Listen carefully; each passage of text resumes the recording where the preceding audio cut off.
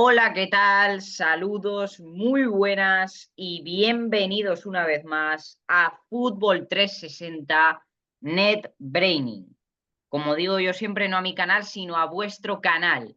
Bueno, pues hoy volvemos con otro vídeo de la pizarra del Míster, otro análisis del Club Deportivo Mirandés. Esta vez analizaremos tanto el post del Real Zaragoza como la previa del Racing de Ferrol, de ese partido que tenemos mañana a las 2 de la tarde en Amalata, pero primero iremos con la rueda de prensa de final de mercado de Alfredo Merino.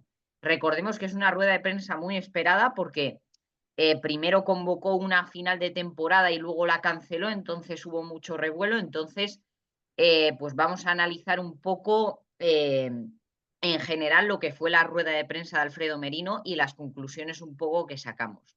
Lo primero, darle la bienvenida a Marcos López Aragón. Marcos, muy buenas, bienvenido otra vez al canal. ¿Qué tal, Víctor? ¿Cómo estás? Aquí un placer estar contigo de nuevo para analizar la trayectoria del Club Deportivo Mirandés y empezando también, evidentemente, por esa rueda de prensa tan esperada y tan importante de director deportivo Alfredo Merino. Bien, pues empezamos, como hemos dicho, por la rueda de prensa de Alfredo Merino. Una rueda de prensa que, como ya hemos dicho y como nos hemos cansado de repetir y repetir, eh, ha sido muy esperada y muy importante. Vamos a empezar eh, con lo del límite salarial, que es lo que más tiempo nos va a llevar, y luego también trataremos un poco los demás temas. Trataremos un poco los demás temas, ¿vale? Pero primero vamos con el límite salarial, ¿vale?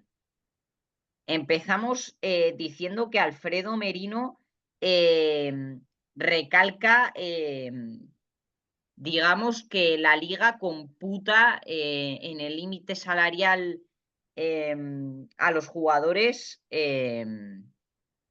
sobre lo que han cobrado años atrás, ¿vale? Lo que, según Alfredo Merino, dificulta un poco la labor del Mirandés. Esto nos lo va a explicar mejor el estratega que sabe más sobre límite salarial y políticas en general de la liga.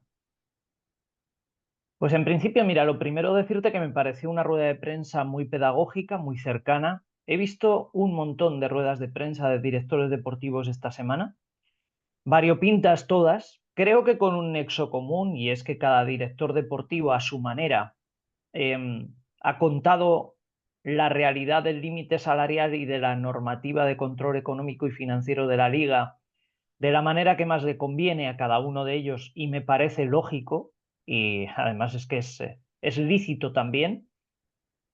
Y recordemos Pero también la todo, rueda de prensa de Felipe Miñambres. sí, sí, pero todo tiene un contrapunto. Me refiero al tema del límite salarial. Por empezar por lo, digamos, por lo negativo o por la valoración menos positiva de la intervención del director deportivo Alfredo Merino, diré que lo que él se refirió como problemas, las valoraciones de los jugadores a nivel de cómputo salarial por parte de la liga o las normativas de fair play financiero y de límite salarial, creo sinceramente que hay que darle la vuelta. Es decir, si no fuera por estas normativas tan estrictas de la liga, el Mirandés sería imposible que estuviera en segunda división. Es decir, la evolución del control económico financiero del fútbol español en los últimos años es lo que ha posibilitado que equipos como el Club Deportivo Mirandés lleguen a categorías profesionales, porque de otra manera sería imposible. Es decir, si, porque a mí me chirría un poco que el propio director deportivo diga, no, es que probablemente tendríamos más chances de competir a alto nivel si estuviéramos en primera federación porque no hay control económico financiero de la liga. Eso es hacerte trampas al solitario. Es decir, y ojo, y estoy de acuerdo en el 80% de las cosas que dijo, pero en esa no. Es decir, que haya un control económico y que haya un límite salarial para todos y que sea muy claro cómo se estructuran los ingresos y los gastos de los clubes profesionales, tal como él lo expuso de manera perfecta y, repito, muy pedagógica, no puedes darle la vuelta al argumento, sino que hay que reforzarlo. El cumplimiento de esa normativa es lo que le permite al Mirandés y a equipos como el Mirandés el Amorebieta, el Eibar llegar a primera división como ascendió prácticamente con uno de los menores presupuestos de la segunda división cuando ascendió por primera vez en su historia a la primera división. O sea, al final, esto es lo que les permite a esos equipos disfrutar de las categorías de élite. Ahora bien, esas normativas son para cumplirlas. La otra cosa en la que no estoy de acuerdo, en el resto estoy en todas de acuerdo, es en el tema del dinero en caja.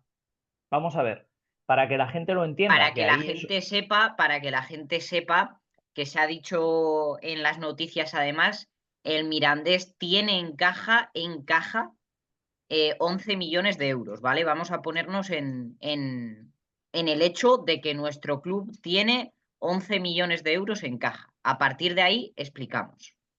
Sí, la cantidad que tenga. El caso es que las cuentas del Club Deportivo Mirandés obviamente están saneadas. Y ese es, yo creo que el principal valor de este club, ¿no? El principal mérito que tiene este club es tener las cuentas saneadas. ¿Cuál es el asunto?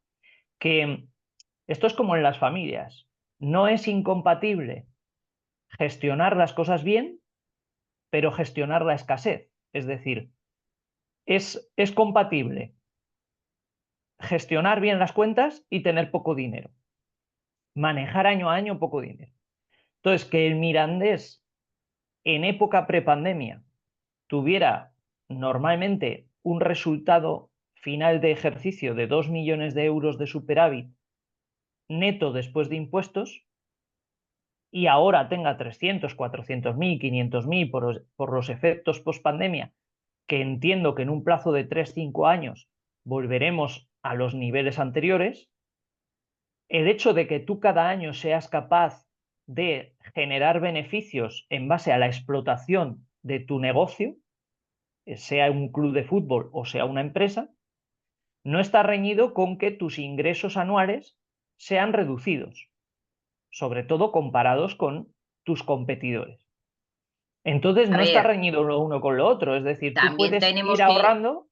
también tenemos que puntualizar que no va a ser el mismo dinero que genera por merchandising el Depor de La Coruña que el Mirandés. Vamos Claro, a ¿no? puntualizar también ¿No? eso. Y que esto es igual que en una casa, en una familia, es decir, si yo gano X eh, y voy guardando porque hago una buena gestión de mi dinero, pero mi salario es bajo, tengo poco dinero aunque tenga las cuentas saneadas. Es decir, voy guardando de poquitos en poquitos, pero la cuestión es que no es lo mismo generar patrimonio en base a rentabilidad, que son los beneficios arrojados en cada ejercicio después de impuestos, que son los resultados de explotación. No es lo mismo eso que la generación de ingresos. Y el límite salarial de la liga se establece en función de la relación ingresos-gastos. Entonces, a la liga, digamos que no le importa tanto lo que tú tengas en el banco, sino lo que seas capaz de generar año tras año. Esa es la Básicamente lo diferencia. que quiere la liga, para explicárselo a nuestros espectadores, son clubes que vendan. No, O no, lo sea, que quiere la liga son clubes que clubes vendan y que tengan masa social. Ya está. no, no, no, clubes que gasten como mucho lo que ingresan. Eso es lo que quiere la liga. Es decir, la liga lo que persigue es el endeudamiento, o por lo menos el endeudamiento descarado. Porque me dirás, no, y hay equipos, bueno, bien, cada uno que haga las cosas como quiera, ¿no? Echa la ley, echa la trampa. Hay Aunque trampas muchos aquí ya van quedando casos pocas. cuestionables. Por ejemplo, Bueno, el límite salarial del Depor, que no debería haber sido, que no se le debería haber permitido tanto, sabiendo lo que se gastó en hacer la plantilla para subir de primera red. bien, vamos a ver exactamente luego cuál es el, pero también ha habido una amortización de deuda, ha habido una ampliación de capital por parte de Abanca, que es el propietario, el accionista mayoritario del Real Club Deportivo de La Un Coruña. Es poco decir, Frankenstein todo. sí, pero al final hay solvencia, hay dinero. Entonces, a lo que me refiero es a que la liga lo que busca es que los clubes no gasten más de lo que ingresan. Entonces, digamos que la liga no te premia por ir ganando dinero cada año en función de tus resultados de explotación, sino que lo que busca es que seas capaz de generar cada vez mayores ingresos. Entonces, para generar cada vez mayores ingresos, el Club Deportivo Mirandés solo tiene dos vías, que es la ampliación de capital O la venta de y jugadores. el traspaso de jugadores, efectivamente. Porque la otra opción sería la que le ocurrió al Eibar o al Leganés en su momento, que es con uno de los presupuestos más bajos de la segunda división ascender a primera, que también es factible por el hecho de que ya ha ocurrido. Entonces eso es una lluvia de millones Claro. directamente en el momento que pisas la máxima categoría del fútbol español. Recordemos que para que nuestros espectadores se pongan en cifras, según tú subes a primera división, por las últimas informaciones que tenemos, te caen directamente 40 millones de euros. Unos 40 millones, sí. Esa es Cerca de la 40 cifra, sí. millones de euros. O sea, Mm, fijaros lo que supone correcto. un ascenso de categoría, ¿vale? Obviamente también te incrementa los gastos porque tu plantilla tiene que ser totalmente diferente a la de segunda división y por lo tanto más cara. Claro, Pero pero no es lo obviamente, mismo hacer una eso plantilla es, con 4,3 millones que con 30, por que con ejemplo. 30, correcto, aunque con 30 en primera división tendrás que mirar a ver qué puesto ocupas en el ranking de límite salarial. Entonces, Sí, bueno, es complicado, pero 30 millones ya es un mayor margen. correcto. Entonces, Claro, estas son las tres vías. El ascenso de categoría lo ponemos no porque sea un objetivo, sino porque ya se ha dado en otros casos, referido claramente, por ejemplo, al Eibar y al Leganés, que subieron de segunda división a primera división con uno de los presupuestos más bajos de la segunda división. El traspaso de jugadores, la venta de jugadores, que eso incrementa directamente el límite salarial en un 100% de la cuantía del traspaso en los casos como el Mirandés, donde tus cuentas están saneadas, es decir, tú mañana vendes a un jugador por 2 millones de euros y esos 2 millones de euros van íntegros al aumento de tu límite salarial, claro. porque tus cuentas están saneadas. O sea que siempre hay premio, ¿vale? Entonces quedémonos con esto. No es una cuestión solamente de que el Club Deportivo Mirandés o cualquier equipo pequeño que hace bien las cosas en materia presupuestaria económica no es suficiente con manejar bien las cuentas, sino que en las reglas de este fútbol en el que vivimos, el traspaso de jugadores y las ampliaciones de capital o los ascensos de categoría son las tres vías principales en realidad para aumentar tu límite salarial y poder tener una plantilla más fuerte. Explicado más fácil, hay que generar, básicamente. Hay que Correcto. generar. Bueno, y ya habiendo repasado y destacado un poco lo que es la rueda de prensa de Alfredo Merino, vamos con la parcela deportiva, vamos con la materia deportiva, vamos con el post del partido ante el Zaragoza, recordemos empate a 0 aquí en el Municipal de Andúba ante un equipo como el Zaragoza, muy buen punto en mi opinión. Vamos a empezar como siempre por nuestro equipo, por el Club Deportivo Mirandés. Y vamos a dejar al estratega que saque sus propias conclusiones. Me gustó mucho, me gustó mucho. Sí que es verdad que vuelve a haber una diferencia muy importante entre el rendimiento del equipo en la primera parte y en la segunda, y sigo achacándolo lógicamente a, a que el equipo está prácticamente recién construido, no ha habido mucho tiempo para entrenar a todos los niveles, no solo táctico, sino también físico, con las nuevas incorporaciones, que han sido muchas en el último tramo de la ventana de mercado, y que por lo tanto, lógicamente, el Mirandés pierde mucho fuelle en las segundas partes de los partidos. Ahora bien, lo positivo de todo esto es que cada primera parte del Club Deportivo Mirandés en este comienzo de temporada oposita a ser la mejor. Es decir, desde de una buena primera parte de la primera jornada, la segunda y la tercera está basando sus resultados. Sí, La es un primera equipo parte. constante, regular. Sí, no, no, y sólido claramente, pero sí que es verdad que las primeras partes las está haciendo muy buenas y las segundas, pues está resistiendo y se le está Claro. dando bien porque la construcción del equipo claramente ha sido de atrás hacia adelante, portería, defensa, medios centros, acabando con los delanteros, que han sido las últimas incorporaciones junto con los jugadores de ataque por fuera, los extremos. Lo que está claro es que el equipo está construido para ser sólido. Ahora bien, las primeras partes están siendo muy buenas, tan buenas como que estamos hablando de que el Club Deportivo Mirandés el otro día contra el Real Zaragoza produce 18 remates totales. 18 remates totales son muchos, son de un equipo de no pasar ningún tipo de apuro, es decir, la media de remates totales que está produciendo el Mirandés en estos primeros partidos, si es capaz de mantenerla, en torno, vamos a decir, a 12 remates por partido, entre casa y fuera, vamos a decir, de promedio, eso haría que el equipo prácticamente no pasase apuros clasificatorios para mantener la categoría. Y eso lo está consiguiendo ya en la jornada 3, cuando el equipo está recién construido y apenas ha tenido demasiado tiempo Alessio Ricci para trabajar lo que quiere conseguir de su equipo tanto en ataque como en defensa. Entonces las señales son muy buenas. Ahora bien, la diferencia es que en la primera parte el Mirandés produce 11 de esos 18 remates. Claro, Y claro. claro, y pasa de la primera parte tener un 42-43% de posesión de balón a un 36% en la segunda. Entonces ahí ya empieza un poco el sometimiento de los rivales según Claro, va avanzando el partido. Pero me sorprende sobre todo del otro día que el Mirandés mantuvo el 5-3-2, por lo menos en el tramo principal del partido, jugó en 5-3-2, cosa que podíamos prever que podía pasar al 5-4-1 y no fue así.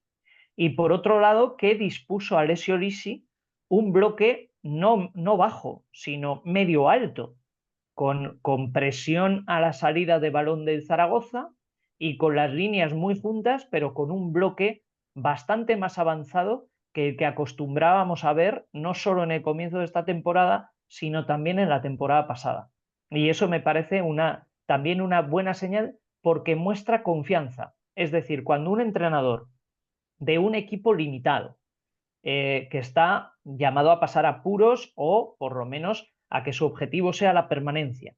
Cuando se atreve ya en esta jornada 3 ante la visita de un Real Zaragoza que ha hecho un grandísimo mercado y se ha reforzado muy bien, a jugar con un bloque, no te voy a decir alto, pero sí medio alto, atrevido el otro día, me parece un síntoma clarísimo de que Alessio Ricci confía muchísimo, tiene mucha más confianza Alessio Ricci en la plantilla que tiene este año que en la que tenía el año pasado. Obviamente una plantilla más compacta y más seria. Sí, un arranque de temporada que invita mucho al optimismo, invita mucho al optimismo, la verdad. Bueno, así para terminar con el Mirandés, yo creo que me sorprende también bastante que Alessio Lisi solo hiciera 2 cambios ante el Real Zaragoza. Él mismo lo dijo en la rueda de prensa, que si el equipo va bien, ¿para qué fastidiarlo, digamos? Y lo que también me llama la atención es que Urco Izeta, que fue el delantero titular de la primera jornada, pierde el puesto ante Joaquín Panichelli. ¿A qué se debe esto? No, yo creo que esto se puede deber a dos cosas. La primera, que pueda tener algún tipo de, no de lesión, pero que pueda estar algo tocado o sobrecargado. Y entonces, salvo imponderables del partido del otro día, no fuera aconsejable que jugase ningún minuto, porque sí que es verdad que sorprende con el desgaste que tiene en el Club Deportivo Mirandés la posición de delantero centro. Es bastante sorprendente que no se haga un cambio en esa posición, ¿vale? Y la segunda, pues puede deberse a un plan de rotación, simplemente, es decir, que en la cabeza de Alessio Lisi y de su cuerpo técnico haya una planificación más o menos programada, pautada, de la utilización de los delanteros centros y que se deba a indicadores de varios niveles, sobre todo físicos, que aconsejen en este momento esa configuración de mayor acumulación de minutos de Panichelli. Si en una circunstancia normal Urco y Z está bien o de esas molestias que pudiera tener se ha recuperado con el devenir de las semanas, porque quiero decir que hace 2 semanas que no participa, pues puede ser que le veamos incluso en este partido como titular en Ferrol o incluso una doble punta. O sea que en ese sentido, salvo que haya algún imponderable de lesión, estoy convencido de que los dos delanteros centros, no por igual, porque normalmente nunca se juegan los mismos minutos, pero van a jugar los dos mucho. Bien, Ahora vamos con el Real Zaragoza. Un Real Zaragoza para lo que esperaba, sinceramente para lo que esperaba, no me gustó demasiado. Un Real Zaragoza muy trabado en la salida de balón, con muchos errores, que dejaba mucho espacio a Joel Roca, que permitía al Mirandés ataques muy dinámicos. No sé, no es lo que yo esperaba de Víctor Fernández. No, pero a decir verdad, en esta última etapa que le conocemos a Víctor Fernández en el Real Zaragoza, ya desde cuando se hizo cargo del equipo el año pasado, durante la temporada, no juega bonito. No juega bonito, ni pretende jugar bonito, ni va a jugar bonito, porque ya es una constante. El Zaragoza juega clarísimamente 4-4-2, 4-4-1-1 en defensa. El otro día sí que sorprendió un poquito esa posición quizá más retrasada de Mario Soberón, como si fuera un segundo delantero en vez de una doble punta. Pero lo que tiene claro el Zaragoza de Víctor Fernández es que no pretende jugar con balón, no pretende generar juego desde el pase, sino que se limita, que ya es bastante porque ya lo quisiera yo para mí, jugar directo para esos 4 jugadores tan peligrosos que tienen vanguardia, que son Pau Sans o Iván Azón, Adrián Liso, Mario Soberón y Bagdar. Entonces, eso tiene una parte buena y una parte mala. La parte buena, que, bueno, hay equipos, y lo estoy viendo en la categoría, en segunda división, que dicen, bueno, pues tengo 4 jugadores muy buenos arriba, 2 por banda, 2 en punta, o banda, media punta, banda y punta, si juegas 4-2-3-1, y entonces van a sota, caballo, rey y juegan directo, muy vertical para esos jugadores. La parte buena, que si esos jugadores tienen el día, pueden ganar por sí solos un partido. De hecho, en el descuento, yo para mí no hubiera sido merecido que hubiera ganado el Zaragoza. Me parece un partido de empate o que un poco a los puntos fue mejor el Mirandés, sobre todo por propuesta, pero es un partido de empate. Pero Iván Azón tiene un latigazo en el último momento en el descuento que da en el poste y que podía haber sido el triunfo del Zaragoza. O sea, para que veas que ellos tienen en su cabeza, gente como Víctor Fernández o más gente en la categoría, que lo mejor que tiene lo tiene en vanguardia, lo que hacen es confiar en decir, va, Nutrirlo, pues si sí, yo, nutrirlo. no, me parece peor. No necesito demasiado fútbol, no necesito jugar bien para poder ganar partidos porque tengo gente arriba que me lo puede solucionar. Y me parece un error, ¿vale? Pero aún así, el Zaragoza, aunque no me guste mucho la manera de jugar, me parece un equipo que ha tenido un muy buen mercado, me parece un equipo que tiene una apuesta clarísima por la cantera, pero clarísima, y es maravilloso, maravilloso que lo tenga. Y Víctor Fernández me parece una eminencia, no le voy a descubrir yo cuando estamos hablando de un entrenador que con el Real Zaragoza llegó a ganar incluso una Recopa de Europa en el Parque de los Príncipes contra el Arsenal. Por supuesto, por supuesto. Bueno, pues analizado un poco el Mirandés, analizado también el Zaragoza, vamos con la previa del partido en Amalata, recordemos mañana a las 2 de la tarde ante el Real Racing Club de Ferrol. Vamos a analizar un poco al equipo de Cristóbal Parralo, un equipo, eh, no es por ofender, pero un poquitín simplón, un 4-3-3 en ataque, muchas situaciones de centro remate. ¿Cómo lo ves tú, Marcos? Bueno, yo veo que el Racing de Ferrol el año pasado fue una de las sensaciones de la categoría y lo fue no solo por resultados, amparado en una primera vuelta bestial, sino también por un juego no brillante, pero sí divertido. Yo le asemejo al Racing de Santander, que ayer, por ejemplo, ganó en Tenerife, haciendo un partido que tiene las gotas justas de brillantez que le aportan jugadores como Íñigo Vicente, pero que son equipos, tanto el Racing de Santander como el Racing de Ferrol, que juegan a un ritmo muy alto de transiciones y que se hace divertido de ver. Me recuerda al Mirandés de hace 2, 3 temporadas, que, mm, que, Entiendo. salía, que salía como auténticas balas en transición y hacía los partidos muy divertidos de ver.